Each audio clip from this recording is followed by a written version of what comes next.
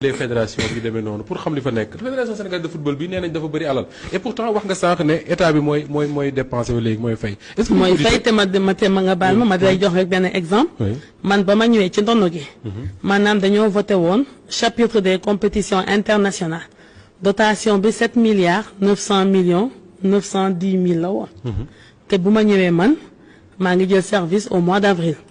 le 12 avril laa def passation de service. booy xool tout ce budget là a été consommé document yaa ngi ne mën naa la ko fi bàyyi. waaw te boo bëggee aussi mën nga dem là-bas au budget. à la programmation budgétaire.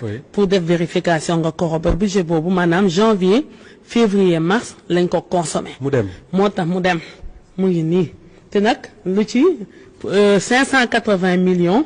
250 000 lañ ci justifié. la ñu indi ay justification yoo xam ne mën nga jàpp ne lii moom lii lañ ko jëndee. lii lañ ko jëndee. léegi am na un montant de 7 milliards 330 millions 550 844 francs CFA bu ñu war a justifier. 7 milliards oui 7 milliards bu ñu war a justifier. mu ngi nii document yëpp a ngi nii man moom ma indi ko dama ko fi bàyyi boo bëggee. boo bëggee ta ngeen def def enquête moom dama leen di wan ne comme nu ma xewee ci lii. noonu la xewee feneen ak feneen gis ngeen ma dem.